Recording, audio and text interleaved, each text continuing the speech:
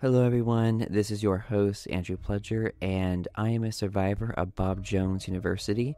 And this is Beyond BJU Exposing Fundamentalism, which is a podcast that sheds light on Christian fundamentalism in the context of Bob Jones University. The show includes survivor stories from BJU and also Bob Jones affiliated ministries like Christian day schools, camps, and churches. The podcast also explores BJU's influence beyond the school and its impact on American society. I want to thank my Patreon supporters who allow me to do this work, and if you could join my Patreon, it would be greatly appreciated. The link is in the description of every episode. But if you feel that you can't do that, then I would appreciate it if you would leave a 5-star rating on Spotify or Apple Podcasts, because this helps other listeners like you discover the show. Thank you. Hello, everyone. This is Andrew Pledger, and I am really excited for you to hear today's episode with Tia Levings. And this is more of a special episode because they did not necessarily attend Bob Jones University or a Bob Jones affiliated ministry, but her experiences are similar and the same just to fundamentalism in general. And I interviewed Tia Levings a couple of years ago for an old podcast that I did, and she was in the process of writing her memoir. And I wanted to have her on this show because her memoir is finally out. It's called A Well-Trained Wife. The link is in the description. And it details her escape from Christian patriarchy. I got a copy of her book and I read it.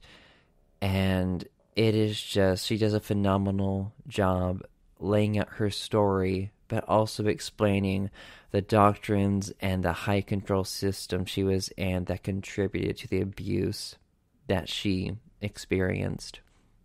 And I think it's incredible that it's coming out now because I've seen her talk on social media how, she lived Project 2025, like what that world looked like, before. Hopefully it will never become a reality in America, but that is something she's talking about on social media, of how this world that they're trying to create, she lived it in this insular world.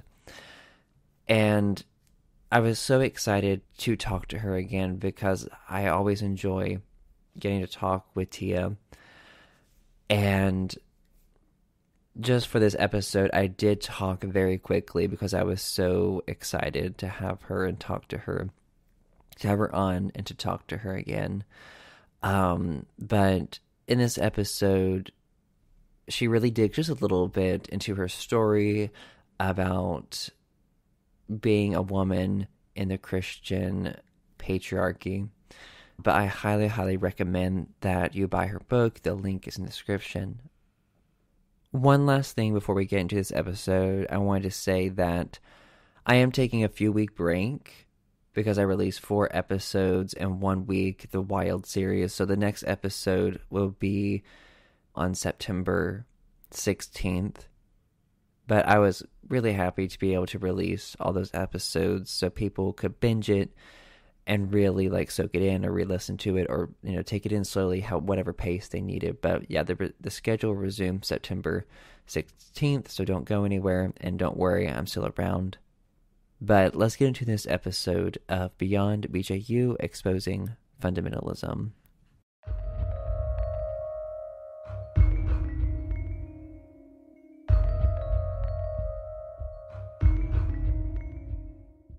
Hello, everyone. I am so happy to have Tia Levings on the podcast today. I did a podcast interview with her a long time ago on an old podcast that I used to do, and I remember her talking about writing her book, and now she's on this podcast to share about that book and how it is coming out August 6th, and it is called A Well-Trained Wife, and I am so excited to read it. But thank you so much, Tia, for coming on the podcast today. Yes, I'm stoked to be here. It's great to talk to you again. Oh, that's so sweet. I know I'm excited for it. But for people who are not familiar with you, which I can't imagine people aren't, but I should ask, good, you could introduce yourself. Yeah, I'm an author of the aforementioned A Well-Trained Wife. It's my memoir of escape from Christian patriarchy, and I tell the story of how I both got into high control patriarchy, escaped from it, and then healed from it.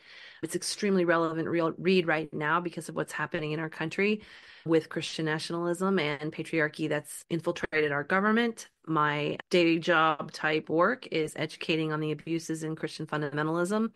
I have my second book underway right now called The Soul of Healing, which will be out in 2025. And so that is my wheelhouse. Wow, thank you so much for sharing that. That's so helpful. But also, I love seeing you in the Shiny Happy People documentary, which that was a year ago now I that it know came it came out. out in June of 23. Oh my gosh. And it was really interesting that happened because before that came out and it was announced, I was working on the Surviving Bob Jones University podcast and wondering, is anyone going to care? Is anyone going to be interested in fundamentalism at all? Blah, blah, blah. And then that came out. And Mhm. then everyone's talking about Bill Gothard and just fundamentalism and everything. And then about the Duggars. And I'm like, okay, maybe we'll see if this will vibe with people or not. But it was just interesting because Shiny Happy People came out, then the Let Us Pray about the IFB movement came out that same year. So I just felt like fundamentalism was a hot topic, I don't know, of Yeah. documentaries last year. But it was incredible because it was like the top, I think it wasn't it the top documentary on hmm Amazon Yeah, ever. Shiny Happy People was Amazon's number one documentary release of all time. Wow. And like, Yeah. how did it feel when you got that information? Daunting. It was interesting. The documentary process was interesting in that I'd filmed it February of 22. And so then you just don't really hear anything until it's out. They don't give you a lot of advance notice. They can't give you any sneak peek. We weren't allowed to see our material ahead of time or really know how it was getting treated. So I think the most stressful part of the whole thing was that uncertainty of not knowing whose hands we've put our stories into. And we had gut feelings about the production team we were working with, but we didn't really know until we saw it. And the build up to it, and then I was on a ship in England when it came out, and I was like in the middle of the night trying to watch it on a boat that had really weird Wi-Fi. And so that whole experience was very like sensory overload and scary and like a whole thing. And then coming off of that, it was just a deeply affirming release that it was really resonating with viewers and people were relating to fundamentalism adjacent experiences, which was really my hope. It's also my hope with my book. There's this one extreme kind of thread and people are like, I'm not that kind of fundamentalist. But then when you can show how it's in our mainstream and actually very relatable to anybody who's been in mainline evangelicism for the past 30 years, that's when their mind starts to open and realize, oh, I went through that too. I didn't realize it was part of a movement. And they're putting their fingers on the trauma that they're experiencing and they're having healing conversations as a result. So that part's awesome. Yeah, it is amazing. And yeah, I remember watching the Shiny Happy People documentary, and I never grew up in the IBLP at all. My family, we were never a part of it, but I grew up in the IFB, which had the same teachings, which I didn't realize how Yes. similar they were. And I was like, and I've always wondered, like, I wonder if any of our members went to IBLP. I don't know if they I'm did. sure.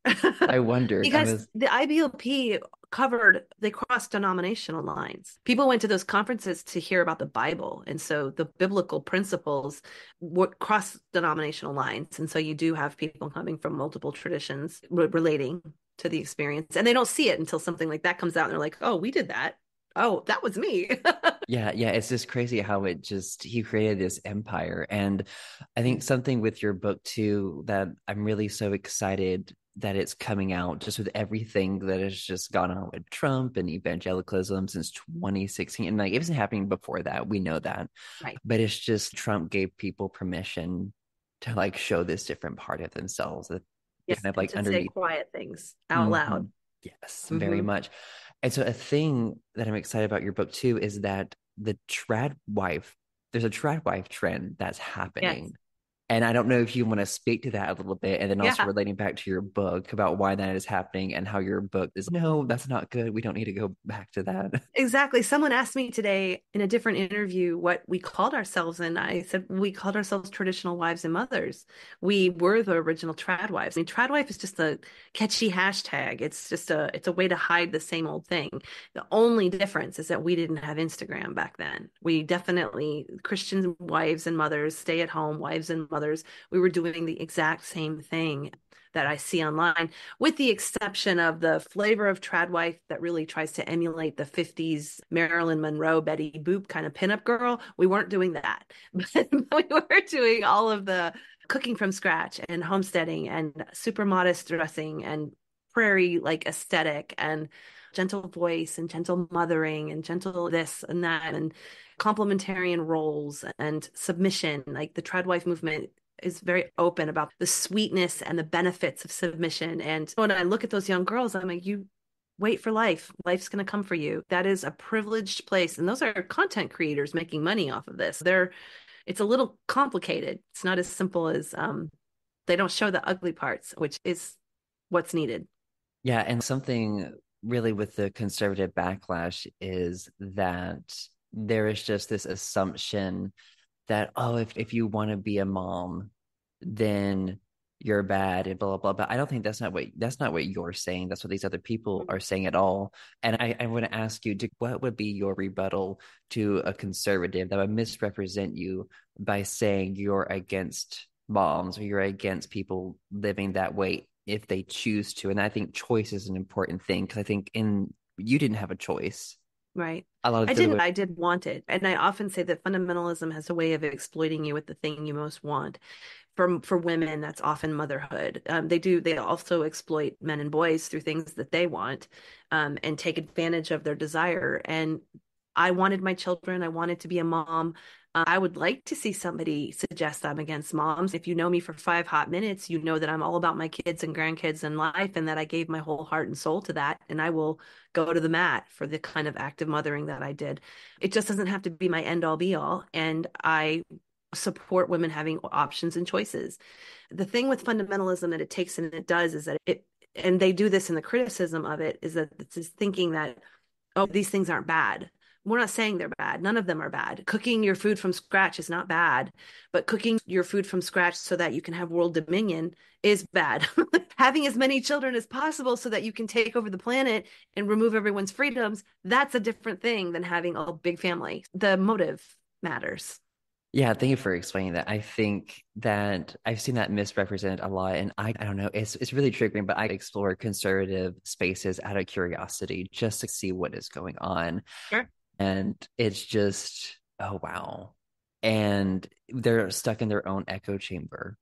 And Yeah. you want to say something, and you're like, no, you're actually this, you're not seeing the whole context of this, or oh, but this, no, like you, when you're so indoctrinated in that, I'm not the kind of person to go Mhm. online and try to start a fight with people anyway. I'm just not like Right. that at all. I don't want to do that. Good. I just don't do that. But how have you managed that, speaking up about your experiences, exposing fundamentalism, exposing Bill Gothard and these harmful teachings and Mhm. ideologies and like the purposes that they're being pushed to do? Like, how have you dealt with the backlash from speaking out? Oh, I get very little. Most of what I get is empathy and questions, like honest questions. I get a lot of voices of support, a lot of me too's, a lot of thank you for validating my experience. Thank you for saying the thing that I can't say. I'm very aware that because I have a platform and because I have done the trauma work to be able to speak about this without re-traumatizing myself, that makes me a representative voice for trauma survivors who aren't to a place where they can do that.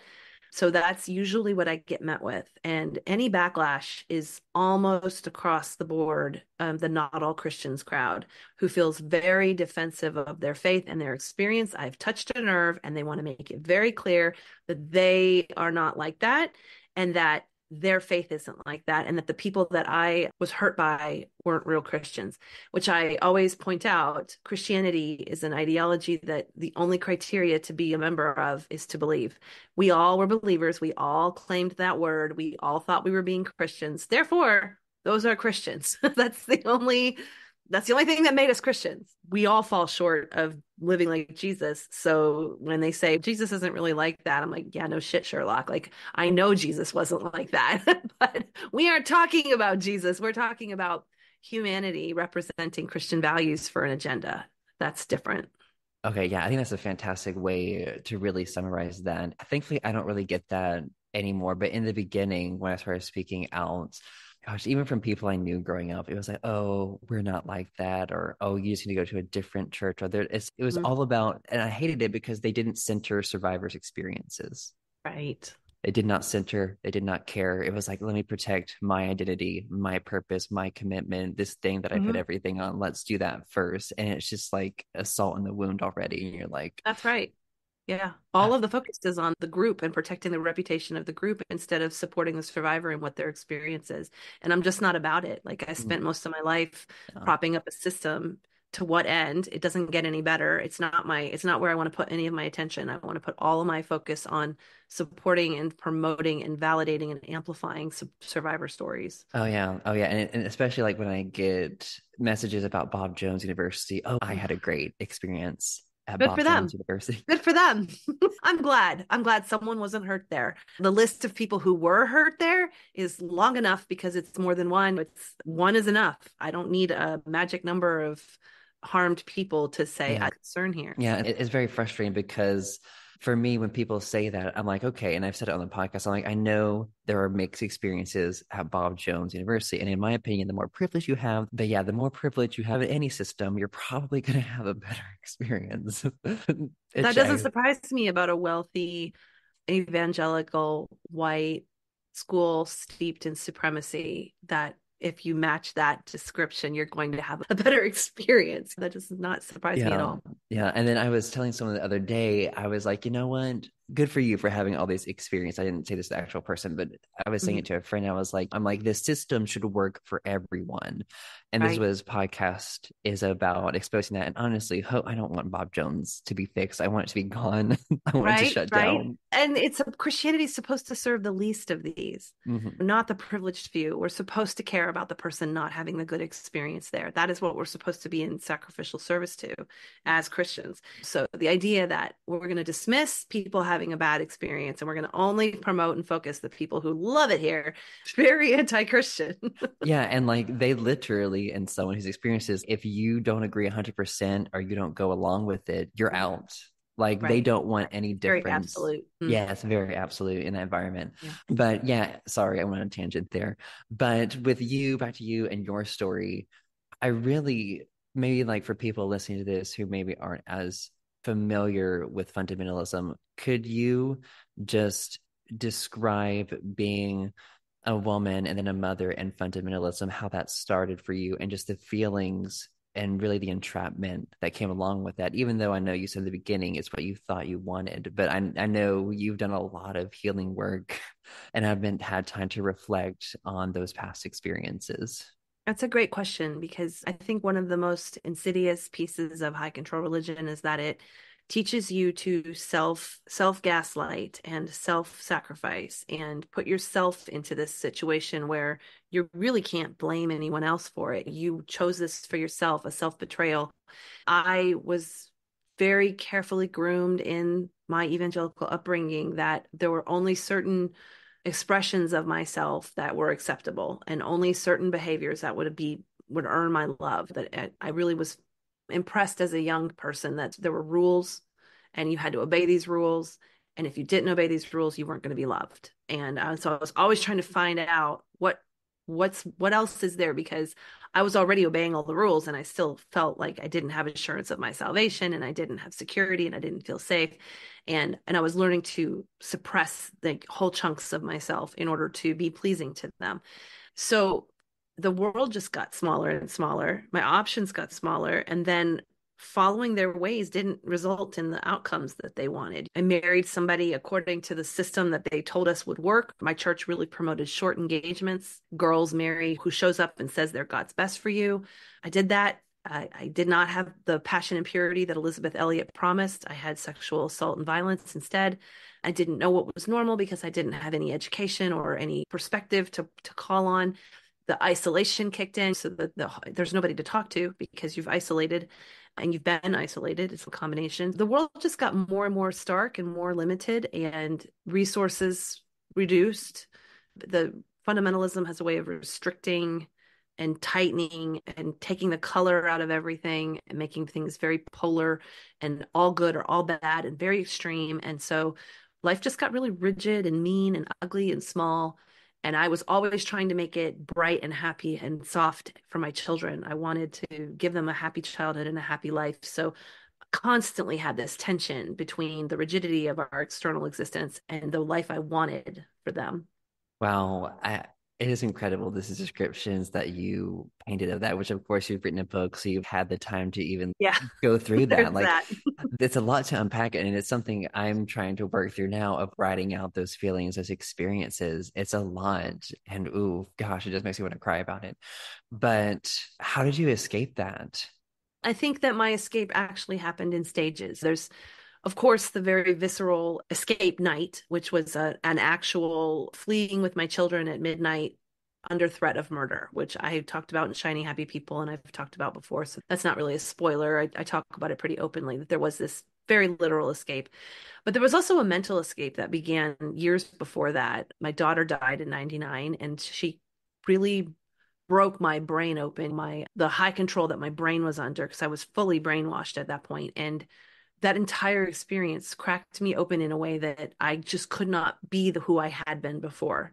And because of that, I craved any kind of comfort. So one of the things I was starting to home in on rather, I learning, curiosity, art, music, the humanities, things that like emphasized our humanity felt like comfort to me in my grief. And the rigidity and the rules and the like careful solutions for the mystery of God were not comforting. And so when a place of grief where I was just so devastated, I could only handle what was comforting. It helped break the spell I was under. And so I think that even though my first response after that was to try to be the best wife and Christian mother I possibly could be in the most mainstream way, and then we did step away from the IBLP at that point when we became Presbyterian, which I don't know if you're familiar with Ginger Duggar's book, but there's this, it's called Becoming Free Indeed. And after you leave the IBLP and you become Presbyterian, it feels that way. It feels like you're finally free because you're able to engage again with art and music and history and books and intelligent conversation, and women can wear pants. A lot of the rules loosen up. So you feel free.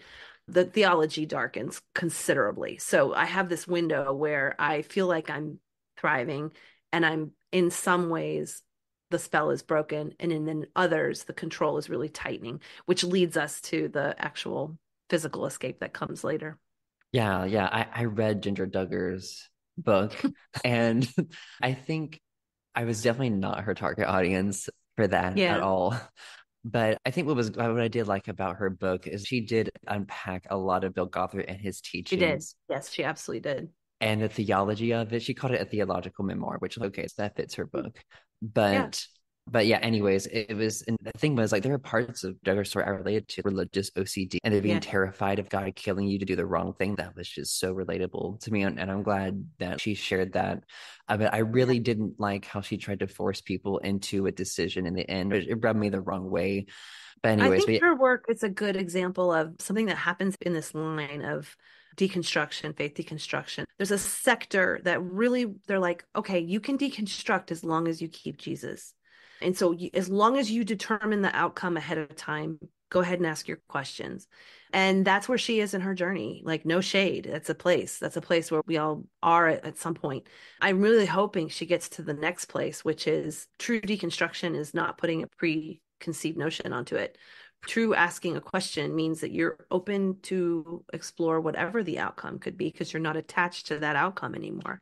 I hope she gets there, but I understand why she is where she is and that there are powers in place that need women to remind other women, especially, that we aren't going to use the word deconstruction. We'll say detangle, and you just keep Jesus. You make sure it's very much like my character arc where I thought I could color inside the lines. I was coloring again. That was great, but I had to stay inside the lines. I don't know if you want to share this at all or not. I think it's probably something that's more private for you, but where are you on your beliefs or your spiritual journey? Or is that something that's off limits for Oh, you? it's not off limits, but so I'm going to answer it, then I'm going to tell you why I answer it the way that I do. Okay. I answer that question by saying I'm spiritually private. And the reason why I say that is because growing up evangelical, I was denied the privacy of a spiritual journey that was my own. From the earliest ages, we were expected to pray out loud and share our confessions and share what should have been mine first. That was taken from me. And so the gift I give myself now is to say spirituality is very fluid. The mysteries of God are fluid, it is private, and I get to have that without the external pressure of a binary. So the other part of that is that I'm somebody who still really loves fundamentalist thinking. I'm always combating that in my own self, and I want to suss out what you want to hear from me. If I'm having this conversation, does he want to hear me say that I'm still a Christian, or does he want to hear me say that I'm not? Because that's my natural bent. I am a deeply embedded people pleaser who wants to get the right answer. And so to not do that, I'm really teaching myself not to do that. I remove the question entirely and say, no, that is private. And also, like, practically speaking, I don't currently attend a congregation. I don't imagine I will ever have a need for that again in my life. Jesus is cool. And I've spent a lot of time with Jesus. There's a line in Pride and Prejudice where one of the girls is hogging the piano and she's not very good. And the father says, let the other girls have a chance to play dear. And so it's how I feel with Christianity is you've had your time. Okay, now we're gonna see how other people do it and listen to our own heart and soul. I love that because it really is you listening to yourself and what's Mhm. best for you. And in that environment, you're not allowed that. Just trust yourself. You're bad. You're evil. You're rotten to the core. Nothing good is inside of you.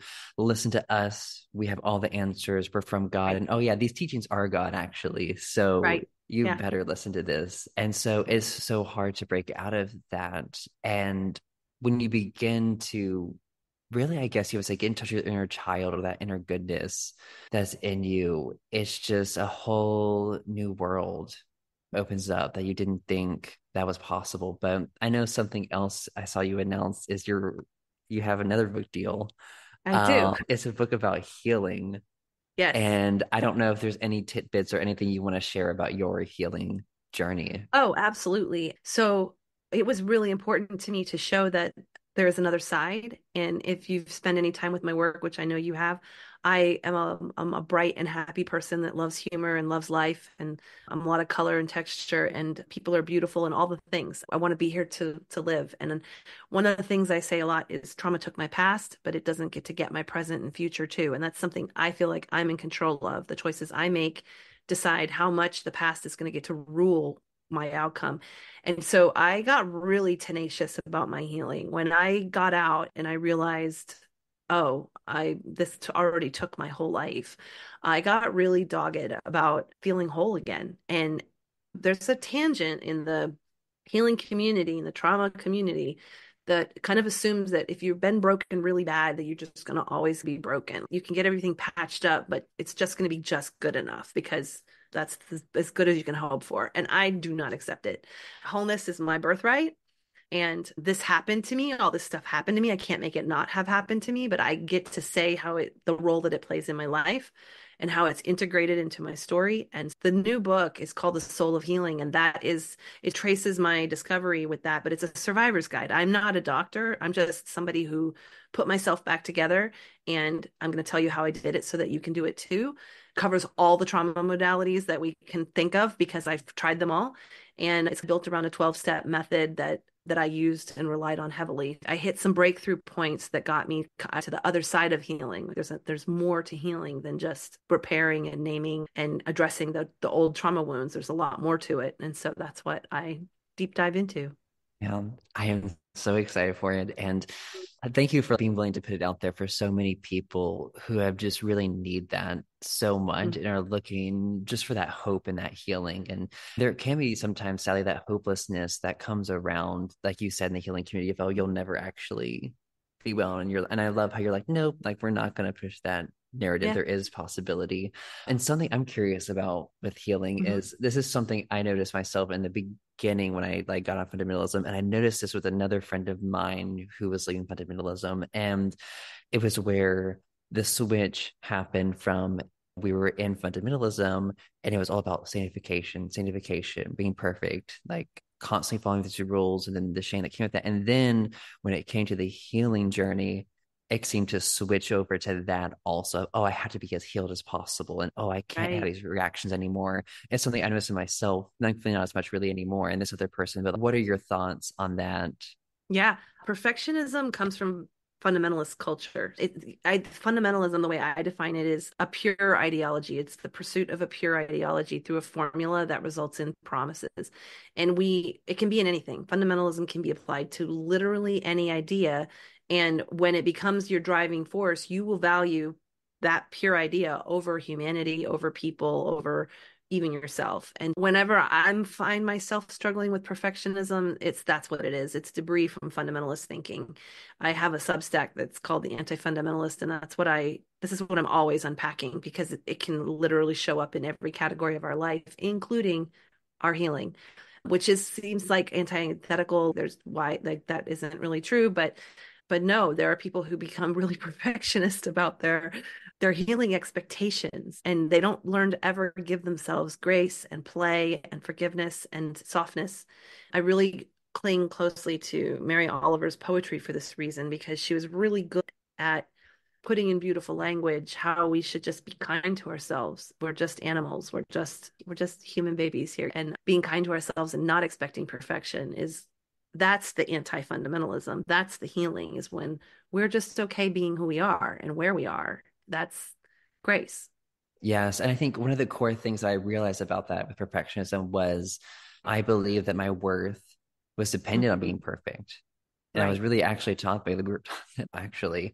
And so when you're not being perfect, not doing these things, then you're bad. I was telling some survivor how they were just torn apart at Bob Jones for one thing they messed up on, which they didn't really, wasn't really their fault. But they had all this proof of like all the things that they had done. But this one thing, just none of that mattered Mm. anymore. And they were just this awful person now. And it's so awful when you grow up in that environment that really is set up that way.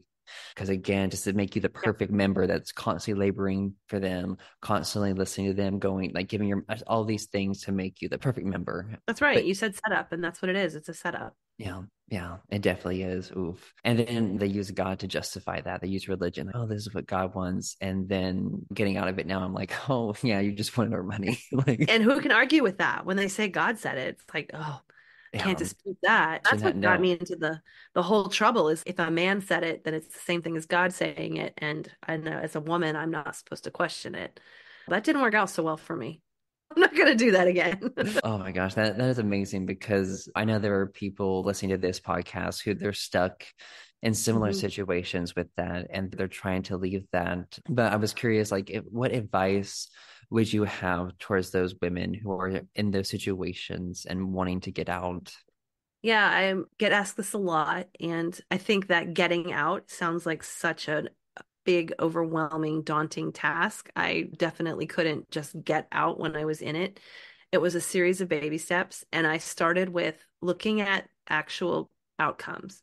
So the biblical backup for this is know them by their fruit. And when you're inside any kind of abusive dynamic, start with your own language. I was familiar with Bible verses and Bible justifications, and so that's what I started with. And when I started realizing that the thing that they promised was not what was being produced, I had a disconnect I had to grapple with. And it was dependent on the situation and how long it took me and how serious it was. But my book opens with my big aha that, oh my God, my children do see what's happening. And if I stay here, I'm the one that's letting it happen because I refuse to remove myself from this situation. And this situation being, I'm grooming the next generation of patriarchs and women who stay with abusers. And I wasn't willing to be that kind of mom anymore once I realized it. But it comes in those kinds of aha levels because it's too much to take at one time. You don't really want to see the whole truth of your situation at once. You want it in a way that your nervous system can handle and that you can address and titrate as you go. And so that's where I would start with a baby step. Start with today. Make a choice for yourself today or look at an outcome today and see this is what they promise. How's it doing? I think that is just fantastic advice because you're right about the overwhelming thing. It can be just so much and could just cripple you and your nervous system. But something else, I guess, it was slipped my mind earlier about the healing part, but something else I wanted to ask too, and I've noticed in myself and other people, and this is why I'm also writing a memoir because I feel Oh, so like, good. yes, I'm excited for it. And I said this to my therapist. I said to him, I'm like, I don't think I could ever let go of my past until I wrote it down. I And know.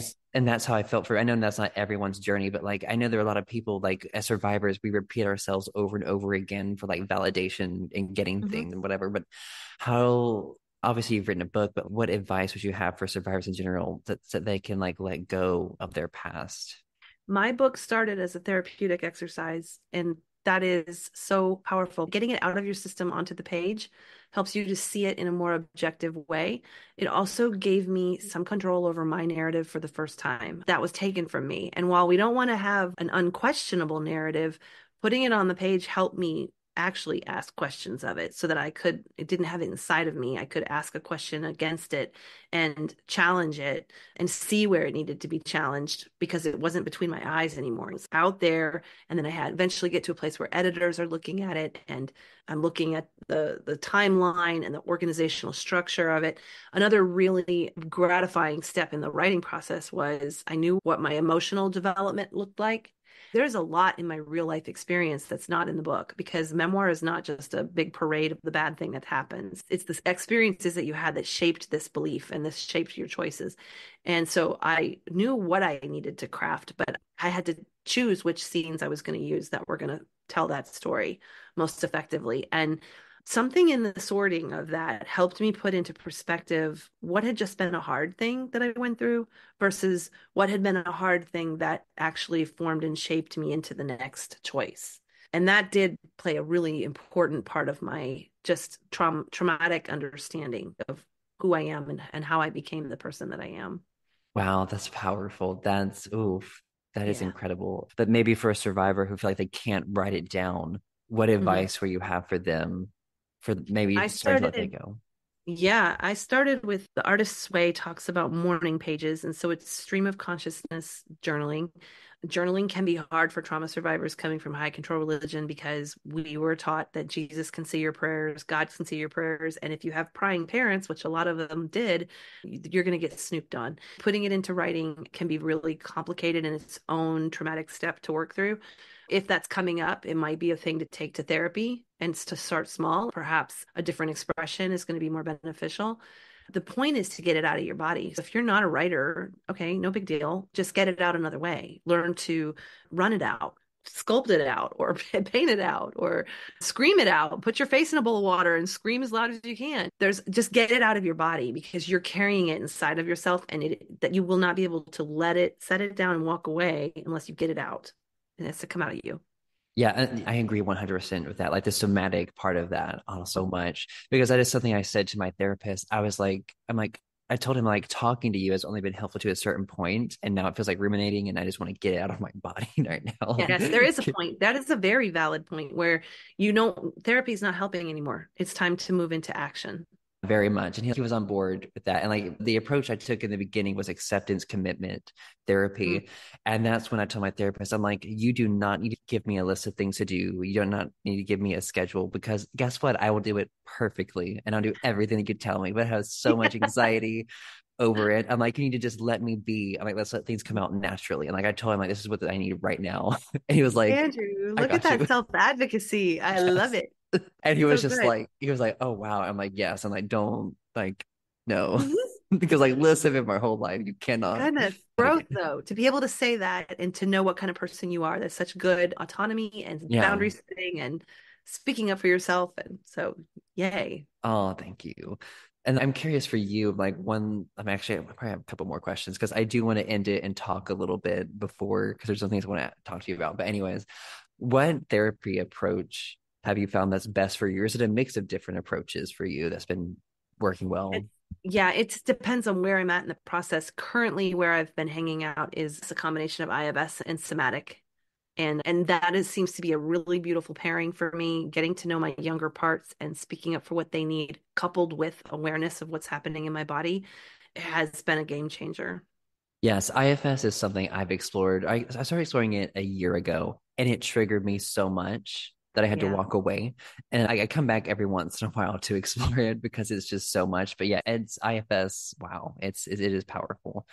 For listeners who are interested in your book, where can they buy it, and what can they expect from it? Yeah, so it is available everywhere books are sold in hardcover, digital, and audio. I did read the audio myself, and it's an incredible job. I'm not saying that for me. I'm saying the editors who took what I read and made a thing of beauty. I am in awe of the process. And I think what's going to happen is people are going to listen to it in public places thinking they can just listen to an audiobook the way they do, and then they're going to end up crying. Be careful where you listen. But it's at tialevings.com/book. And yeah, what you should know is that it is a very comprehensive, highly relatable book. And a lot of the feedback from the men is that they're crying a lot. It's really, this is the surprise of the experience for me because I wrote it primarily with women in mind and assumed I would have a primarily female audience, but so men were late to the reading game. Like I didn't have male editors and that didn't happen. And the men who are reading it now in advanced copies are having big cathartic experiences because I very much emphasize that patriarchy, the men don't benefit either. It seems like it, but on the surface, but no one really thrives in high control religion. Yeah, just read it with care, take care of your nervous system, drink lots of water, move your body, walk. And I also have a new discussion group. It's free and private. It's called AWTW Readers on Instagram. And you just request to join and I'll confirm you. And that's for people who want to help me launch the book, but also want to hang around for book discussion and IG lives and things like that, where we can talk about what comes up when you read. Well, okay, I will definitely be joining that because I want to be a part of that. Oh, yes, but thank you again just so much for coming on today. Just oh my gosh, like you've been to hell and back. You survived, you learned, you've done the work, and it's just incredible just to see like the fruit of your labor. I know you might hate that term because we heard it probably a lot, but like the fruit It's true. Let's is true. reclaim it. How long has this book been in the making? I sold it on the 13th draft and I spent about 9 years writing it. And I've been talking about it nonstop for 2 years online. So it's a big deal that we're near release. It really is. Oh, yes. Thank you again for all that you do and for coming on the show today. Thank you for having me. It's been a real joy. Oh, I yes, I always enjoy our talks. It's good.